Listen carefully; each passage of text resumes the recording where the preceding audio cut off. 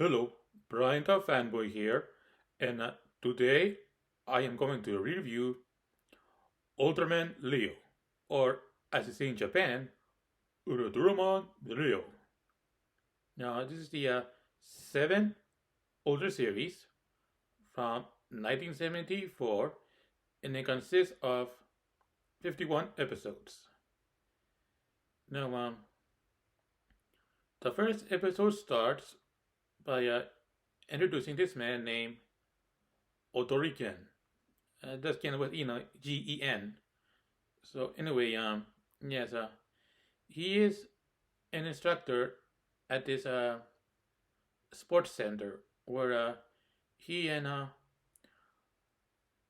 other adults help kids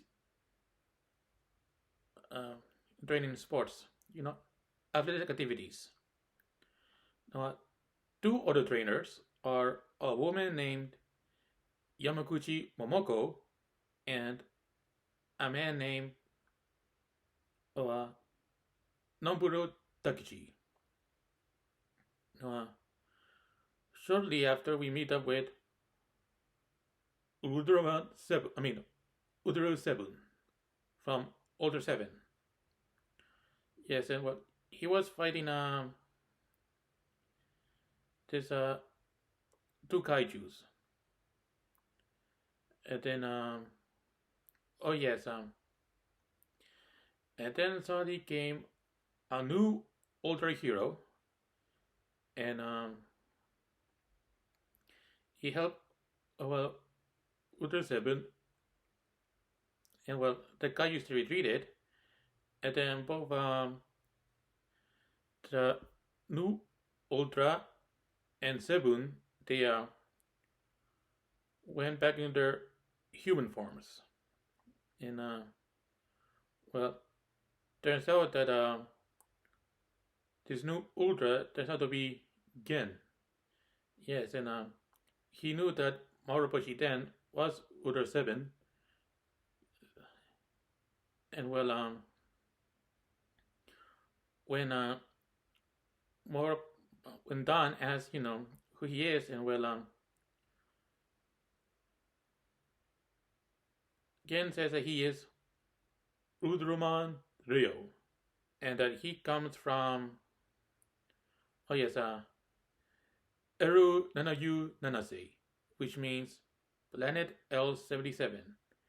And well, it was a planet that used to be in the Leo constellation before the planet was destroyed, and Rio was the only survivor.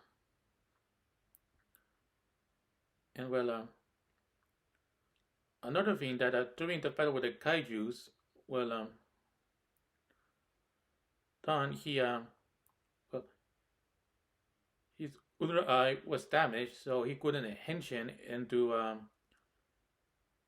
Seven again, and also his legs one of his legs was badly damaged, so he now has to walk around with a cane, and well, couldn't do much field work, because of his condition. Let's see. Oh, I forgot to mention that back at the sports center, there is a little girl named Goru, and well, she will play an important part in the series. Now, anyway, Don, he is the captain of this organization called Maku, and well, Maku, their job is to watch over Earth, or as in Japan, Shikyu, and well, to watch out for any kaiju attacks or alien invaders. And well, Ken was offered a position and he accepted. Oh, and Maku, well, their headquarters is this space station that orbits Earth. So, yeah. Oh, and well, the uniforms are mostly orange, with the man wearing pants as part of the uniforms and the women wearing skirts as part of theirs. Let's see, Oh yes, well, the first episode ended with a cliffhanger when Rio was attacking, fighting the Gaijus who came back. Oh, and also the Gaijus, well, they were attempting to, oh yes, sink Japan and under the sea. And they started with one island, and of course, well, the first episode ended as a cliffhanger, and then we get to episode two, where see, oh yes, oh yes, well, there was a recap of what happened during in the first episode, and then move on to the fight Ryu had with the Gaijus, and well, the Gaijus retreated. However, during the attack on the island, well, it was being flooded, and of course, Momoko, she was badly hurt during an attack, sometime during the first episode, and well, she was at the hospital, and well, there was no telling if she would recover. Yeah, she was in a coma. Yeah, that's it. Yes. Anyway, well, Ryo, he was so frustrated with not being able to defeat the kaiju, as quickly as he wanted to. Of course, Dan, he well, helped and against training, so he could defeat the kaijus. Oh, and I forgot to mention that there was, oh no, I think that's later. But anyway, the yes, and well, Dan was really, I mean, again, he was training really hard, and well, eventually, he started to fight the kaijus again. Oh, and also there was a new enemy called an area magma, and he was trying to, yes, he wanted to with the thinking of Nippon to get over with. I mean, Japan to get over with, and eventually, Ryo he defeated Area Magma and the Kaijus, and then well, again he went to the hospital to see how Momoko is doing, and well, she's still in a coma, and then again he went to well, he was really so worried, and he was hoping that Momoko doesn't die, or as they say in Japan, Shine.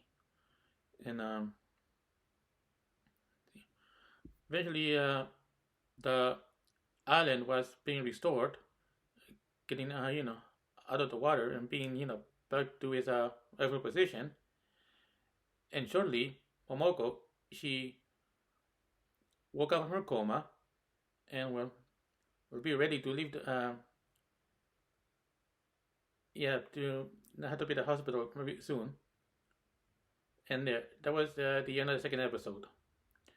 Now, in episode three, we meet this boy named Toru, and he is the older brother or Ani of Gooru.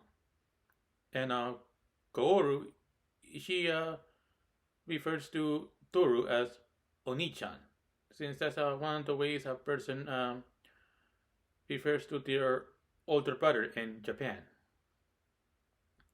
And, yes, and we also meet, their father, who well, was raising his two kids because, well, the mother died, of an illness sometime before the events of the first episode.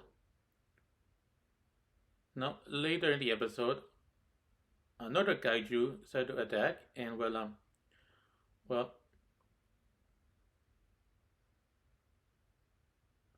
uh, Toru's and Goru's father, he was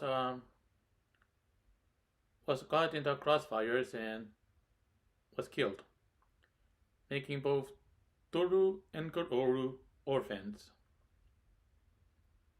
Now, also Toru was upset at both Ryo and Maku because they didn't succeed in saving, you know, his father. And but then eventually Ryo he managed to defeat the kaiju, and Momoko, well, she decided to take care of the kids, herself. So she became like a foster mother as well as an older sister figure, and and also Ken he also will play like a another foster father. Well, again, also gonna I can the next episode. Well, uh, Toru was still well.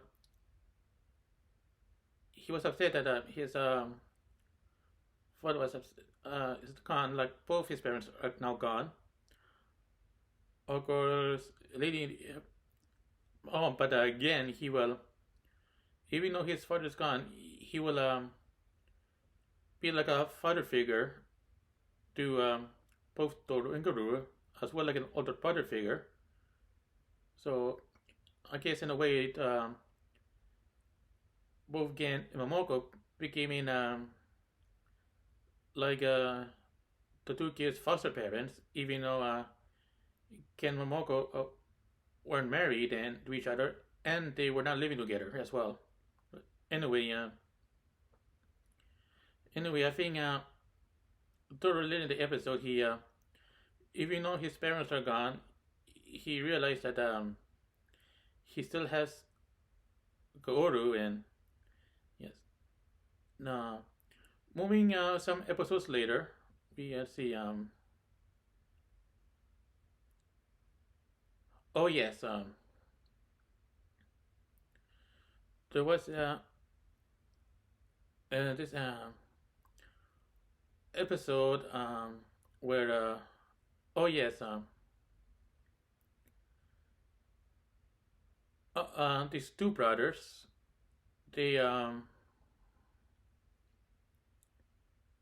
yeah,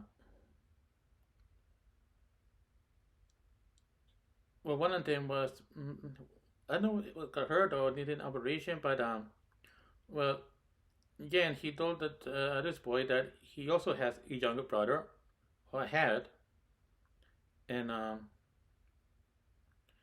he knew how worried the boy was about his own brother, or Ototo, which means second brother in Japanese.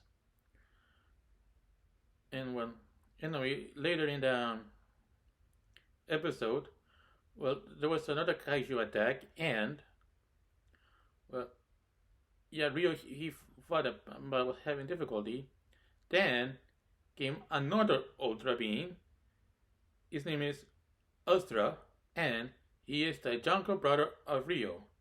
So he somehow managed to escape the destruction of Era Nana Yu Nanase. And it, and both he and Rio defeated Kaiju together. And the younger brother, one of the boy, he was found recovered. Now I'll see.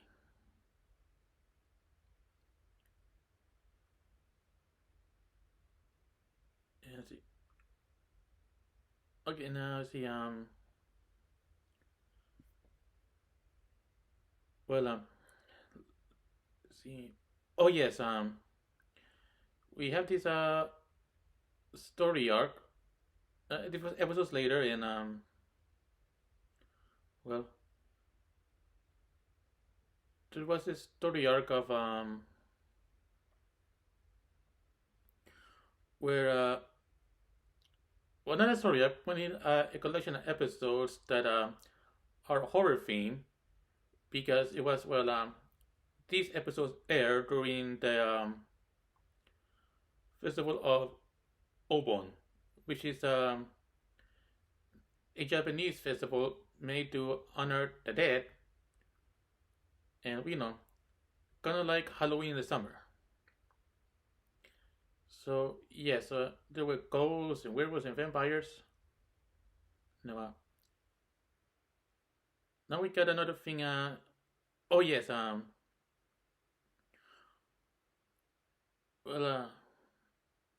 I think there's a two-part episode where Azra, well, it turns out that he stole this thing called the Ultra Key, which means Ultra Key, and oh no, wait, before that happened, I forgot to mention that there was an episode where a kaiju was attacking, and with Rio he had the well, hard time. Of course, he got help from another new older being named Uruturoman Kinku, which means Ultraman King, and he gave Rio a this cape, a special cape that would help him defeat the kaiju. And Rio he used it and well won the battle. Now another story arc episode where we have oh yes, uh, Ozra he stole the Udraki and which was from the Land of Light, which is the homeworld of the older beings. And well, every older being that appeared in the past older series, except for Taro, well, they were going to they needed to stop him because well, the older key, is what helps keep the Land of Light in orbit, and without it, well, it will crash into whatever planet it would end up crashing on, and turns out that it would crash into Earth if the key is not fully restored before it's too late. And then the best older brothers, they went to stop it. But yes, well, again, he didn't want his brother to be destroyed or killed, and well, he used his henshin power to become Rio and to stop and try to find a way to talk sense into Azra. Now, in the next episode, well, there was the yeah, it ended the previous ended on a cliffhanger, but yeah, and the episode afterwards, well, there was still some arguments going on between Rio and the beings, and also, well, Don he said that Rio needed to do what must be done in order to save Earth. Of course, in the episode, it's very revealed that it wasn't Azra at all who stole the key, but an enemy who was imitating him, and the real Azra was frozen in ice. But eventually, he got freed and managed to defeat the imposter, and all the older beings in that episode defeated the kaiju. Oh, I forgot to mention that during the beginning, during mostly the well, after episode 3 or 4, well, anyway, the training that Ken goes through for each episode to defeat a kaiju that he has been to defeat. Well, it was all really harsh because well, the people who made the series wanted to make a appeal to more adult audience, but anyway, yes, and well, it would seem like cruel and unusual, and you know where the point of Don he would drive a jeep towards Ken, and Ken has to pedal or something. And he also there was another moment where then he was whipping Ken as part of the training, and both Ken and Dan they would have a lot of arguments about how things should be done. Anyway, after the episode with the imposter Astra, well, we have a another collection of episodes which are based on Japanese fairy tales, or at least inspired by Japanese fairy tales. Like the story of Momotaro, and as well the tale of Princess Kakuhime from the tale of the bamboo cutter. Yes, there are other episodes, yeah, but those who I mentioned are the ones I'm most familiar with since anyway, after that collection of stories ended, then we get well another collection of episodes which will lead to the final. And well, what happened was that the members of Maku were celebrating the birthday or Tanjobi of one of their female members, and then came this saucer-shaped creature called Ishira Bunu, and well, it destroyed the Maku space headquarters, and but well, Don he told again to that he must stay on Earth to protect it, and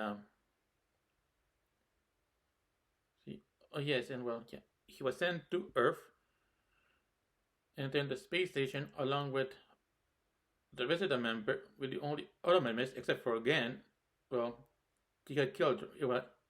But the station was destroyed, and the members died, leaving Gan as the only surviving member of Maku.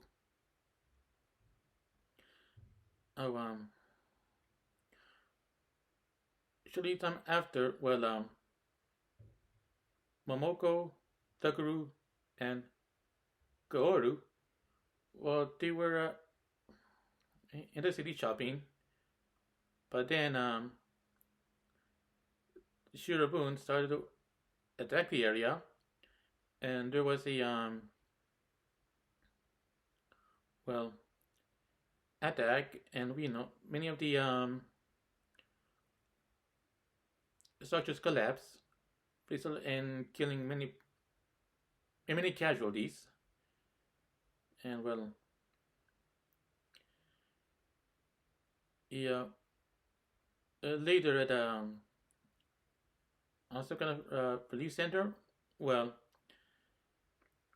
a lot of victims who well got hurt but survived, as well as those who were well receiving treatment. Of course, there were those who didn't survive, and Toru he went to look for his sister and friends, and then Ken showed up, and well, he let's see.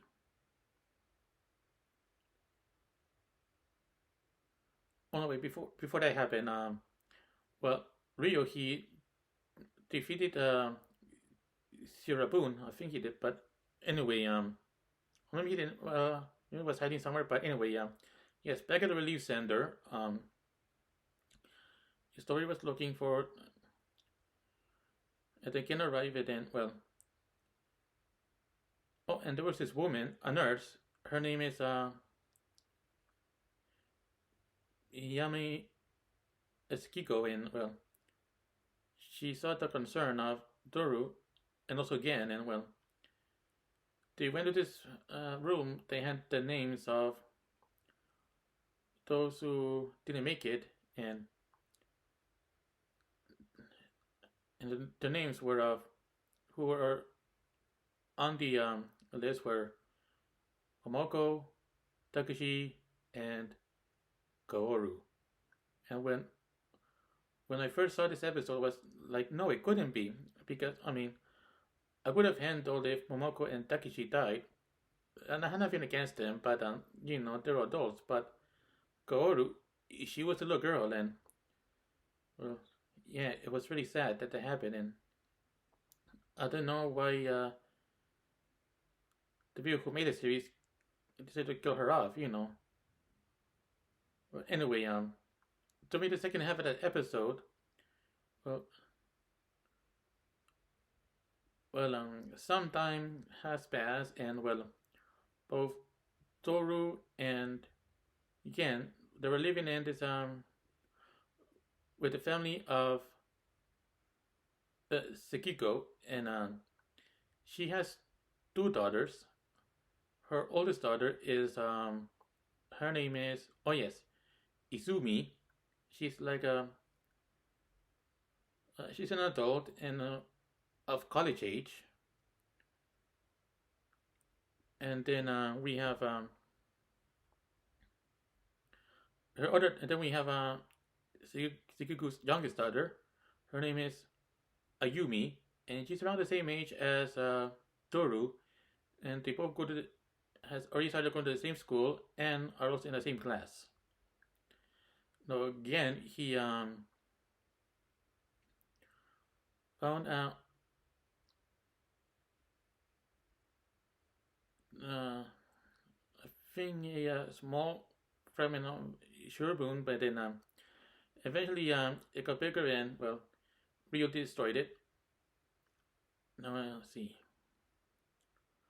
Oh yes, and turns out that this sausage creatures that keep coming in each episode, since we're being called on by this mysterious man, and I will get to the name he goes by later on in the review.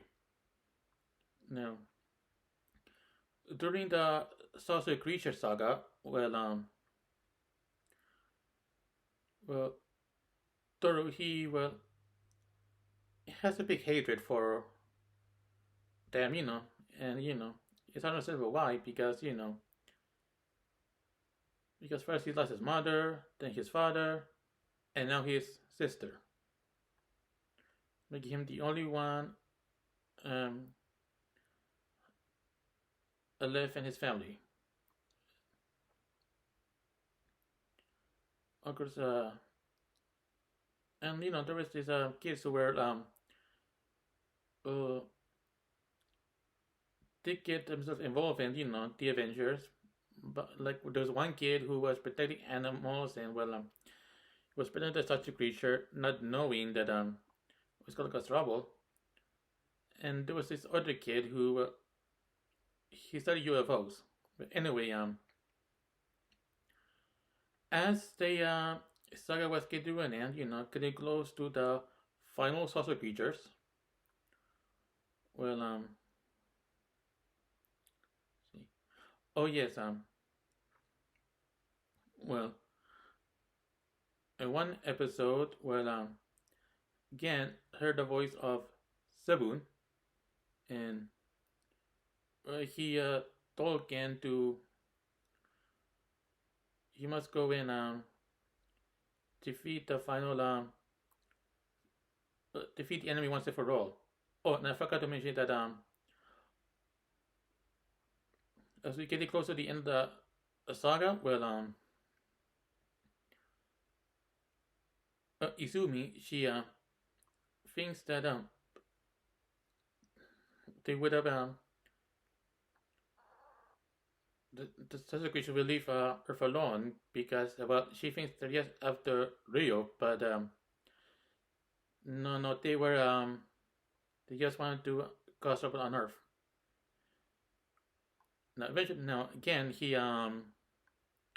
was wondering if he should leave, and then not want to cause not want any trouble to happen on Earth again. He decided to meet up with the enemies. I think he was captured and was made in the regular size. And oh, and the mysterious figure. Well,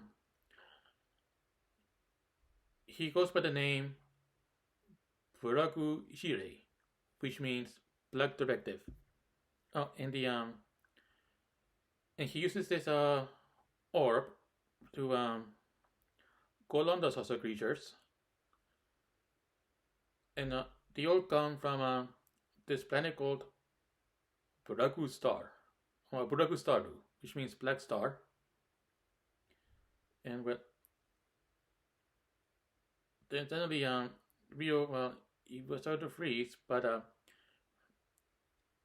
before the process could be completed, well, he contacted Toru telepathically and well told Toru that to bury his body on Earth after he dies, and he told Toru, where to go. And eventually, Ryu was completely frozen, and he was being cut up into pieces by the enemies. And then, well, Toru, he went to the area Ryu told him about, and yes, saw the body of Ryu in pieces.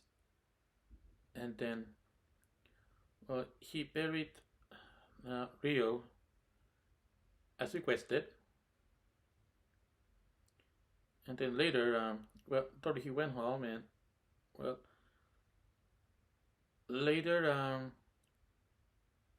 Ultraman Kinku arrived, and he restored Ryu into his back to life. But say Japan, Inochi. Yes, and let's see. And also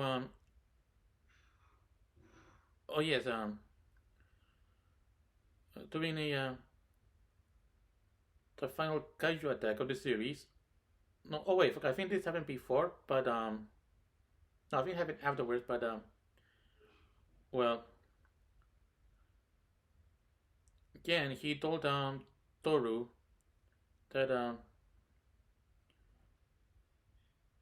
yeah, I think it was later in the episode. Yeah, he they were in the crossfires of an kaiju attack, and well, Toru, he wanted to destroy. He wanted kaiju badly defeated, and well, again, he didn't want to. He didn't want Toru to get hurt, and well, he talked about how he wants he reminded Toru about what he told him about wanting to avenge his to avenge Kaoru, Momoko, and Takeshi. And then, well, in order to convince Toru about what he said, well, he told Toru that he is Ultraman Leo. And then shortly after Ken hanging into Rio, oh, and also Buraku Shirei, well, he was excited for the battle and hoping that the Rio will be destroyed once and for all. Of course, Ayumi, she led a bunch of other kids to go after Shirei, and then I think Toru joined later, but I don't know if it was Toru or Ayumi, but one of them grabbed the orb and threw it to Ryo, and Ryo used it to defeat the, I think broke the to defeat the kaiju, and well, oh, I forgot to mention that Gen's Henshin ability during the entire series was to use a ring and yell Rio like that. Yeah. Anyway, back to the final battle. Rio he defeated the final kaiju of the series, and the war with Buraku Star has finished. So, oh yeah, and the name of the kaiju was called Buraku Endu, which means black end. And then later, well, again he told it, his friends that he was supposed to go, traveling. Oh, and yes, and he also told them that he is also Rio. And well, now that Earth is free from kaiju attacks, at least for the time being, uh, can go explore. And well, Toru he went to see Genov and saying goodbye, and that was the end of Uruturoman Leo. What do I think of it? Well, at least I can say I didn't enjoy it as much. Well, I guess I would say that I found it kind of boring. I mean, yeah, I know. And there were so many things that were being clumped into this entire series that and I could see why the series didn't do so well back when it was new. With the low ratings and I get and it was it ended the golden age of the older series, but it wasn't the end of the older franchise because another older series would appear a few years afterwards. Now, as for if right for children to watch this, I don't recommend it because well so many episodes have certain scenes. I won't say what they are, but yes, and like I said before earlier in the review, they were trying to make the people who made the series try to appeal to a more adult audience, although it didn't work so well out in the end. And so yes, anyway, yeah, I think that's all I can say about Ultraman Rio in this video. And also, please subscribe to my channel because it will help me a lot. And also, please share this video on social media like Facebook, Twitter, or whatever. So that's it, and I'll see you next time. Bye.